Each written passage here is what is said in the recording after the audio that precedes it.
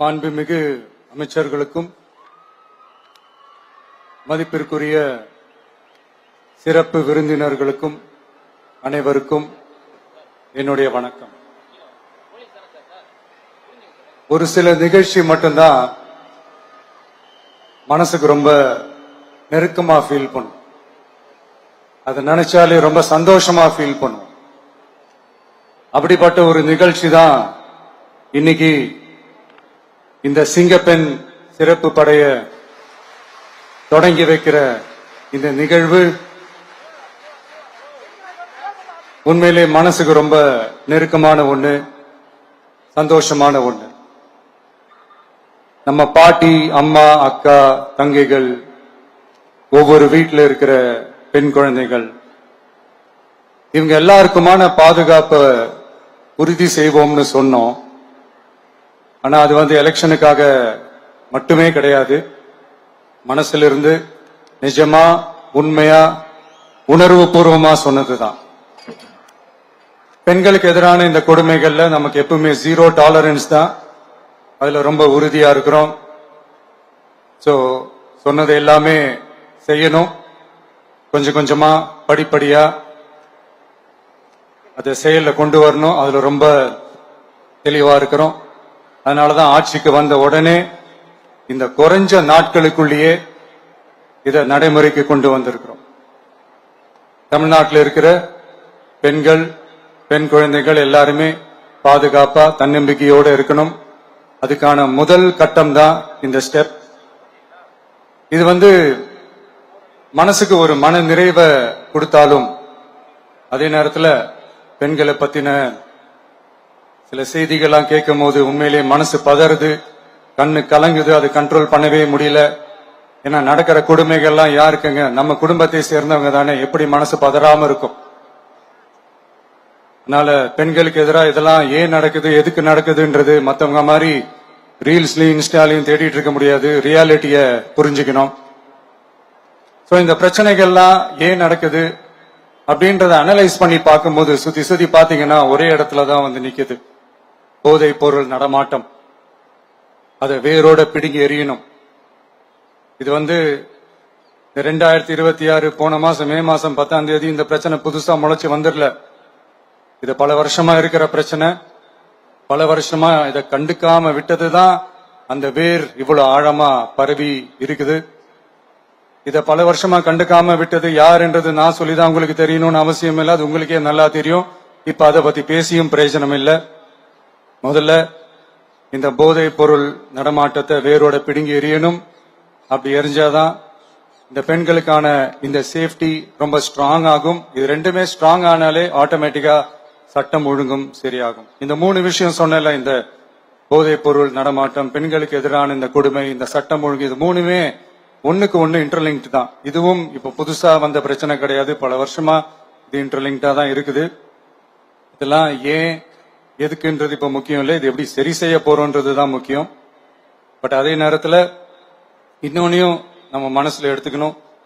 இந்த பெண் குழந்தைகளுக்கான இந்த பாதுகாப்பு இது வெறும் சட்டம் ஒழுங்கு சம்பந்தப்பட்டது மட்டும்தானா அப்படின்னு கேட்டீங்கன்னா இல்ல.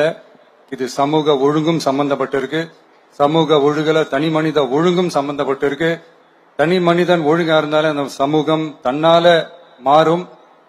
ஒரு கட்டுப்பாட்டோட, ஒரு பொறுப்பா இருந்தாலே இது மாதிரி பல பிரச்சனைகளை நம்ம கண்ட்ரோல் பண்ணலாம்.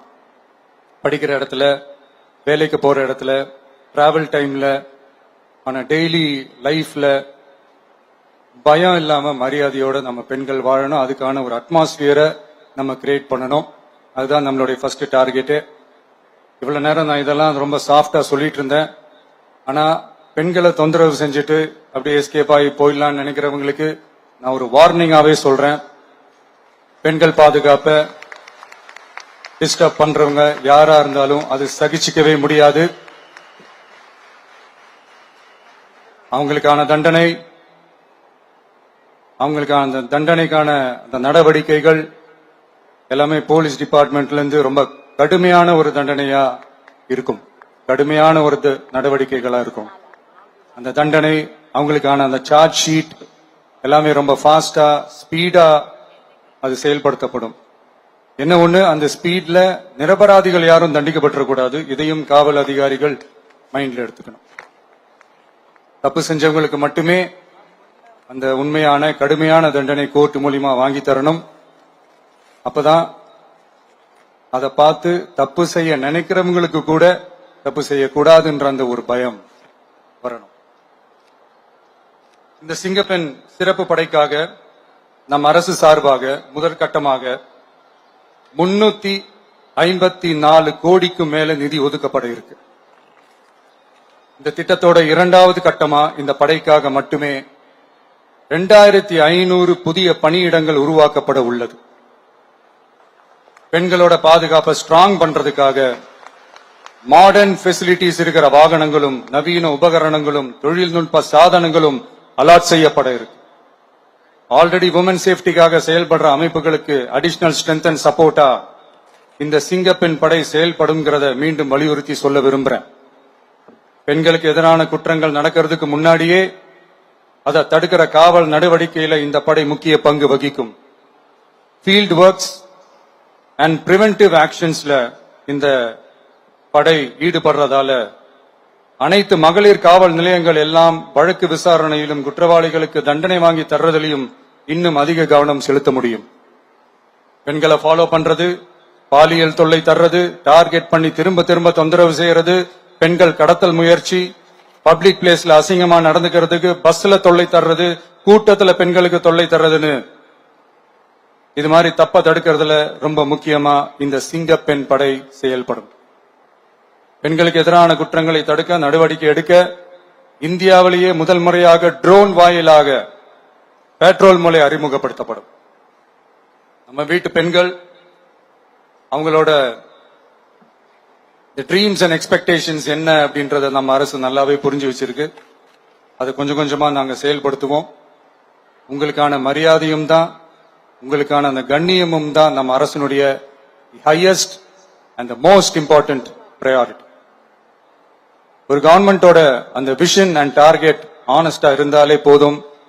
பிளான்ஸ் அண்ட் அட்டெம்ப்ட்ஸ் அது போற பாதை சரியா இருக்கும்னு சொல்லுவாங்க.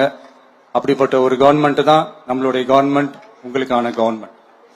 இந்த ஷார்ட் ஸ்பேன்ல இந்த சிங்கப்பெண் சிறப்பு படையை நடைமுறைக்கு கொண்டு வந்து இதுக்கு ரொம்ப கடுமையா உழைச்ச காவல்துறை அதிகாரிகளுக்கும் பணியாளர்களுக்கும் இந்த நேரத்தில் என்னுடைய பாராட்டுகளை தெரிவிச்சுக்கிறேன். இந்த நேரத்தில் என்னை பொறுத்த வரைக்கும் ஒரு கவர்மெண்டோட முதல் சக்சஸ், முழு சக்சஸ் இன்ஃப்ராஸ்ட்ரக்சரோட வளர்ச்சியிலையோ பொருளாதார வளர்ச்சியிலையோ மட்டுமே இல்லை, அந்த ஸ்டேட்டோட பெண்களும் குழந்தைகளும் மரியாதையா வாழ்றாங்களா அப்படின்றதுல தான் அந்த கவர்மெண்டோட முழு சக்சஸுமே இருக்கு. அதோட சேர்ந்ததுதான் மற்ற எல்லா வளர்ச்சியும். அதுலயும் நாங்க கவனம் ஃபுல் கான்சென்ட்ரேட் பண்ணுவோம். கான்பிடென்டா இருங்க, நல்லதே நடக்கும், வெற்றி நிச்சயம். மீண்டும் சந்திக்கும் வரை நன்றி, வணக்கம்.